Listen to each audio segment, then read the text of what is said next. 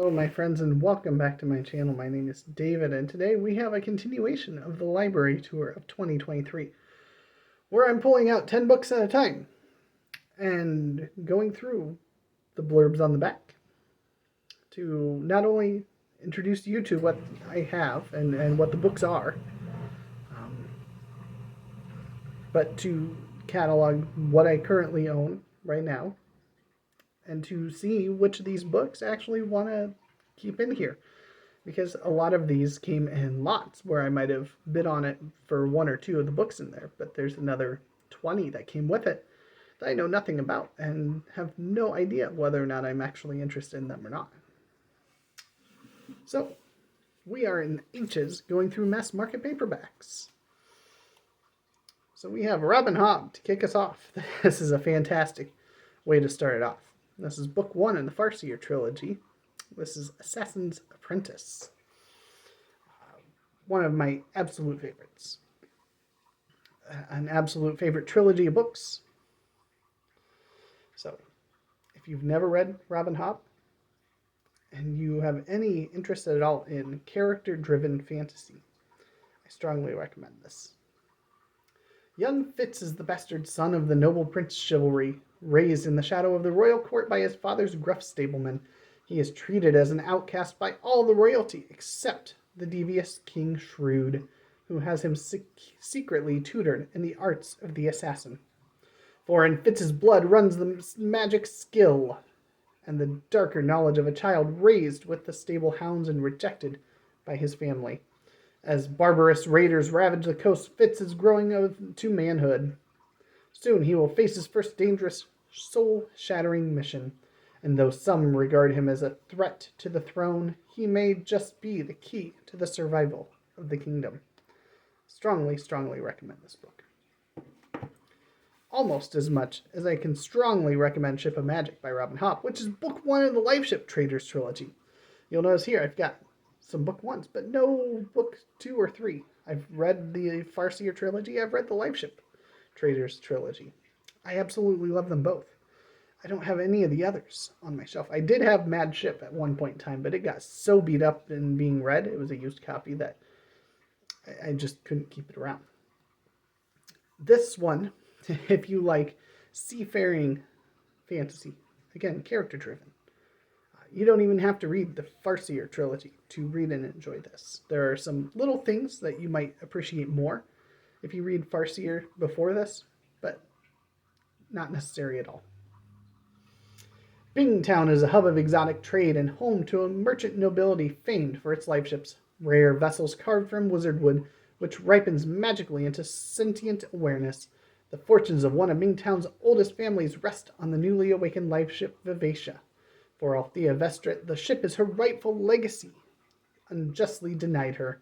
A legacy she will risk anything to reclaim. For Althea's young nephew Wintro, wrenched from his religious studies and forced to serve aboard ship, the Vivacia is a life sentence. But the fate of the Vestrit family and the ship may ultimately lie in the hands of an outsider. The ruthless pirate Kennett seeks a way to seize power over all the denizens of the Pirate Isles, and the first step of his plan requires him to capture a life ship of his own and bend it to his will. Fantastic trilogy. Robin Hobb, just from those 6 books in those 2 trilogies, cemented herself as one of my favorite writers. So next we have Fool's Assassin, which is book 1 of the Fitz and the Fool trilogy. Now, I don't want to read this one because I don't want to spoil anything for you or for me, because this is Realm of the Elderlings is the overarching name for the series of books that she writes. But this is book 1 in another series, The Fitz and the Fool, which takes place after both of those, after a couple of others. I know there's the Tawny Man trilogy, which I have in hardcover, and I think Dragon Keepers, and then this is like the last trilogy. But I do have book 1 in that, so I'm very excited about that. Eventually I will get to Fool's Assassin. Next we have Giant's Star by James P. Hogan. This is book 3 of the Giants trilogy. Well, let's see here. I have a couple others. Maybe, just maybe, I have them in the wrong order here. So let's see if it tells me what the Giants trilogy is. It does not. Okay. Oh, here we go. There we go. So Inherit the Stars, then the Gentle Giants of Ganymede, then Giant Star. So I have Giant Star, I have the Gentle Giants of Ganymede, I have Inherit the Stars. Hey, how about that? I've got 1, 2, and 3. So we will just do Inherit the Stars. This is a novel about man's place in the universe. The man on the moon was dead. They called him Charlie. He had big eyes, abundant body hair, and fairly long nostrils. His skeletal body was found clad in a bright red spacesuit hidden in a rocky grave. They didn't know who he was, how he got there, or what had killed him. All they did know is that his corpse was 50,000 years old, and that meant that this man had somehow lived long before he could have existed. You can see there the corpse. So, Inherit the Stars, Gentle Giants of Ganymede, and Giant's Star. It's kind of cool. I happen to have 1, 2, and 3 there. So next we have a possibility for next month, in June. We have The Cornutus Guns by Ray Hogan.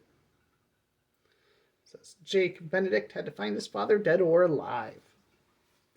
Savage manhunt through a bloody land. Jake Benedict rode all the way from a played-out dirt farm in Tennessee to the raw New Mexico territory to find out what happened to his father.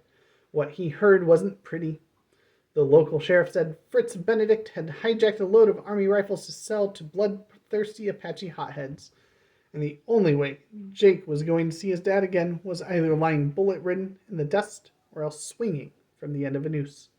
Jake didn't believe a word, but the only thing he could do was ride into the trackless territory with his gun at the ready to blow away anyone who got between him and the truth.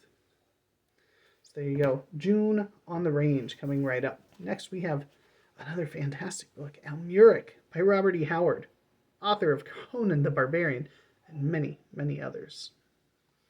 This is his sword and sorcery in space, essentially, and it is outstanding. I could hardly put this one down. Strongly recommend. When Esau Cairn was sent across space to the demon-haunted planet of Almuric, he knew nothing of his destination. The secret discovery of the scientist who had invented the space transition machine, Almuric was a world of strange and terrible beings, of savages and swordsmen, of winged monsters and incredible secrets. How Esau, alone on Almuric with nothing but his wits and his muscles to protect him, faced Almuric's worst perils to make himself master and monarch is a novel of heroic fantasy worthy of the creator of the Conan stories. Outstanding book. We have 2 more to get through our 10. We have A for Andromeda, a novel of tomorrow. This is by Fred Hoyle and John Elliott. Signals from space. The time, 10 years from now. The place, the most powerful radio telescope observatory in the world. Astronomer John Fleming discovers a complex binary code beamed from deep in the Andromeda galaxy. A code from which the brilliant Dr. Fleming constructs a giant electronic brain more powerful than any on Earth. The Max computer can produce miracles, new wonder enzymes, a complex and unstoppable missile system, and a human embryo which grows into a beautiful, intriguing blonde named Andromeda.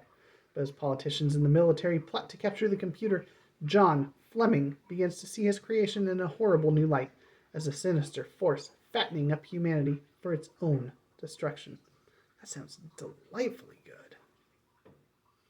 Okay. Well, A for Andromeda. I think you just bumped yourself up a little bit there. We are striking out for the second time in a row on anything that I might be getting rid of. We conclude with Andromeda Breakthrough. Authors of A for Andromeda. So I am assuming that this is a sequel there. So I don't want to read the back. This is much thinner. And bet it is going to be good. If A for Andromeda turns out to be good, Andromeda Breakthrough is going to also be good. So there you go. I did end up keeping all 10 of these. I mean, depending on how the Hogan goes, depending on the Andromeda story goes, any of those are likely to go out if book 1 doesn't go well. But the Hob is going to stay, for sure. The Western probably won't stay past June on the Range once I read it. It's probably not going to stick around unless I absolutely fall in love with it. But there you go. There's 10 books. I think we're just about on into the next letters. So we'll be back with some awesome books sometime soon. I will catch you later.